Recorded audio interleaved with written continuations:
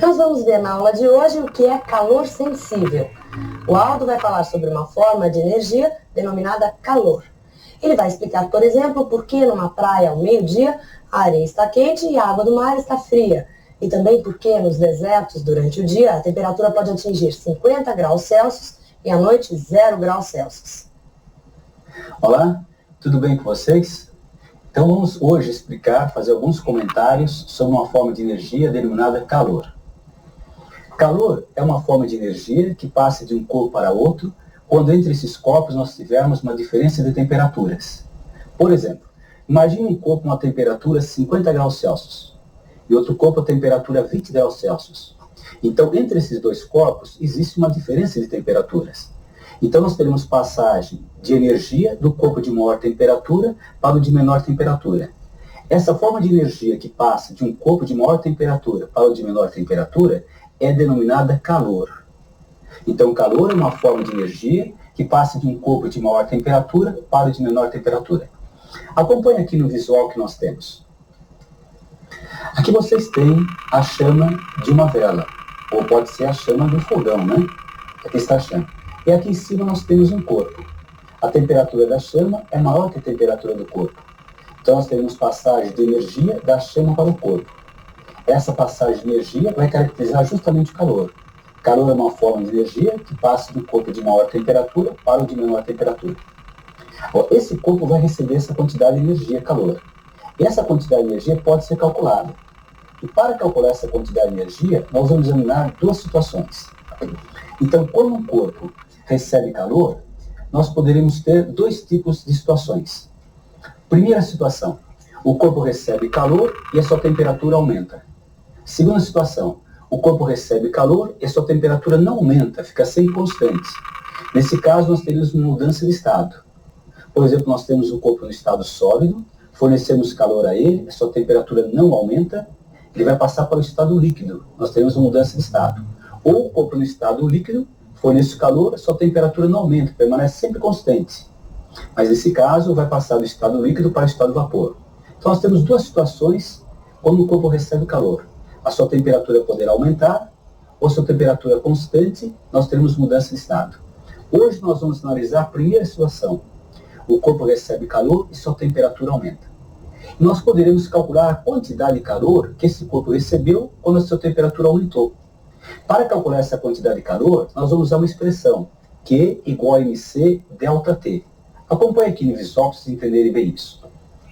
Então essa chama aqui forneceu calor ao corpo, ele recebeu calor, sua temperatura aumentou.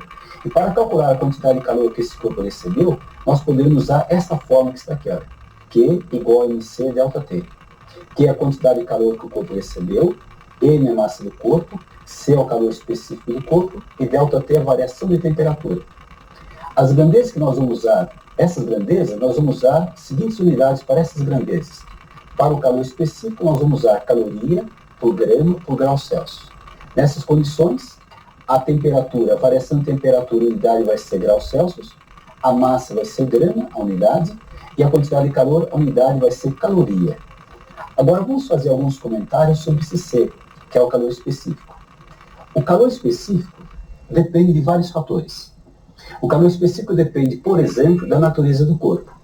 Então, se nós tivermos um corpo de ouro, ele terá um calor específico. Um corpo de prata, outro calor específico. De alumínio, outro calor específico. Então, cada corpo terá um calor específico. O que representa isso, cada corpo um calor específico?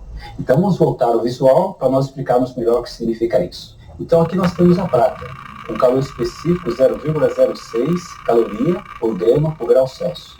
E aqui o ouro, com calor específico 0,03 caloria por grama por grau Celsius. O que significa isso? O calor específico da prata é diferente do ouro. Para explicar, vamos imaginar o seguinte. Vamos considerar 100 gramas, a massa de 100 gramas de ouro e a massa de 100 gramas de prata. Vou aumentar a temperatura em 10 graus para o ouro e para a prata. Vou calcular a quantidade de calor necessária para isso. Para calcular a quantidade de calor, vou usar a expressão Q igual a MC delta T. Então, observe aqui os valores que nós temos. Aqui nós temos 100 gramas de prata, 100 gramas de ouro. Eu vou aumentar a temperatura 10 graus para a prata e 10 graus para o ouro. O calor específico da prata é 0,06. e do ouro 0,03. Vou fazer essas continhas que estão aqui. Ó.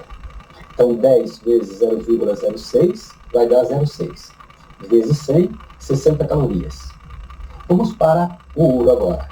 Aqui é 10 vezes 0,03 vai dar 0,3. Vezes 100, 30 calorias. Então, a quantidade de calor que devemos fornecer à prata é 60 calorias. E para o ouro, 30. Por que são diferentes? Porque justamente o calor específico da prata é maior que o calor específico do ouro. O calor específico depende da natureza do corpo. Quanto maior o calor específico, significa o seguinte: para a mesma variação de temperatura, para a mesma massa, nós devemos ter maior quantidade de calor a ser fornecida para o corpo de maior calor específico. Agora, acontece que o calor específico depende de outros fatores também. Depende do estado de agregação das partículas. Significa, vamos escolher a água como exemplo. Nós poderíamos ter a água no estado sólido, chamada gelo, ou água no estado líquido, chamada normalmente água mesmo, e a água no estado de vapor, que é o vapor da água. Então nós teremos 3 estados de agregação. Para cada um deles, nós teremos um calor específico. Então o calor específico depende do estado da substância, do corpo. Então no caso do gelo, o calor específico é igual a 0,5 calorias por grama por grau Celsius. No estado líquido, caso da água, vai ser 1. No de vapor é 0,48. Vamos ver o que representa isso. Voltamos ao visual novamente. Então nós temos aqui a água no estado sólido, que é chamada gelo, com calor específico 0,5. A água no estado líquido, chamada água mesmo, calor específico 1. E o vapor da água com calor específico 0,48. Vamos imaginar 100 gramas de gelo, 100 gramas de água e 100 gramas de vapor. E vou aumentar a temperatura em 10 graus Celsius para o gelo, para a água e para o vapor. Então vou usar a expressão Q igual a MC delta T para achar a quantidade de calor. Vou fazer as continhas aqui. Ó. 10 vezes 0,5 vai dar 5. Vezes 100, 500 calorias. Para aumentar 10 graus, 100 gramas de gelo. Agora, vamos pegar a água. Massa 100 gramas, calor específico 1, e aqui vai ser 10. Então, fazer essas continhas, teremos 1000 calorias, no caso da água. No caso do vapor, para aumentar a temperatura 10 graus, a massa 100 gramas de vapor, calor específico 0,48, fazendo as continhas, teremos 480 calorias.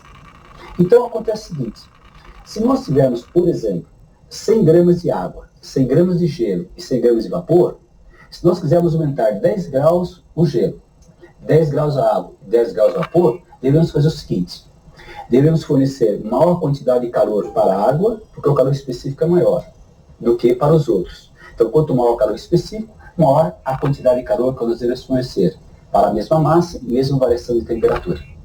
Agora nós vamos fazer um pequeno exercício, cair na FUVEST, para comentar justamente a situação que nós examinamos. Acompanhe novamente aqui o visual. Aqui nós temos então um exercício que é na FUVEST, sobre a forma que nós comentamos. O exercício diz o seguinte: uma pessoa bebe 500 gramas de água a temperatura 16,6 graus Celsius. A temperatura de equilíbrio térmico da água com a pessoa é 36,6 graus Celsius. O calor específico da água é 1 caloria, grama, grau Celsius.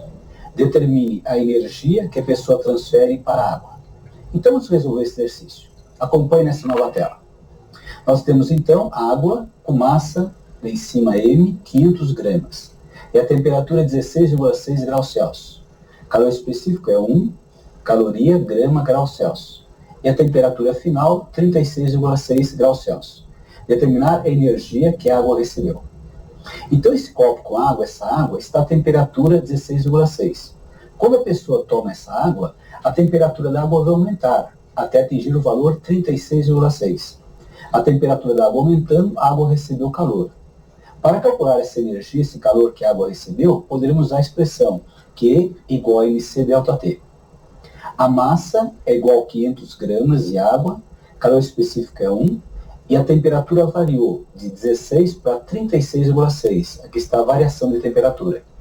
Essa continha aqui nós teremos 20 graus, a variação de temperatura. Multiplicando 500 por 20, vamos ter 10.000 calorias. É a quantidade de calor que a água recebeu para aumentar a sua temperatura. Então, esse exercício da FUVEST sobre a forma que nós demos. Agora nós vamos fazer alguns comentários sobre o calor específico. Em toda substância da natureza, a água é uma das substâncias que tem maior calor específico. O calor específico da água é 1. Vamos ver o que representa isso. Se a água tem maior calor específico, como expliquei no início da aula, para a mesma massa, para a mesma variação de temperatura, deveria fornecer maior quantidade de calor para a água. Então é por isso que a água demora para se aquecer. É por isso que a água demora para resfriar também. Então vamos dar vários exemplos da situação. Imagine uma praia, né? Aquele sol, 40 graus na praia. Então nós teremos a areia da praia e teremos a água do mar. Agora, o sol manda energia, calor, para a areia e para a água também. Como o calor específico da água é maior, então vai demorar mais para aquecer do que a areia. Então lá para as 11 horas a areia está bem quente, a gente não consegue nem colocar o pé na areia. E a água ainda está fria, porque demora para se aquecer, porque o calor específico da água é maior. Agora, à noitezinha, né, ao entardecer, é justamente o contrário. Aí o sol se põe, então nós temos calor saindo da areia e calor saindo da água. Mas acontece que a água tem maior calor específico, ela demora para se esfriar, e a areia se esfria rapidamente. Então é por isso que à tarde e à noite a água está mais quente do que a areia. Por isso que é mais gostoso tomar banho à noite, né? Aquela água do mar está bem quentinha. Mas outro fenômeno interessante que acontece também por isso.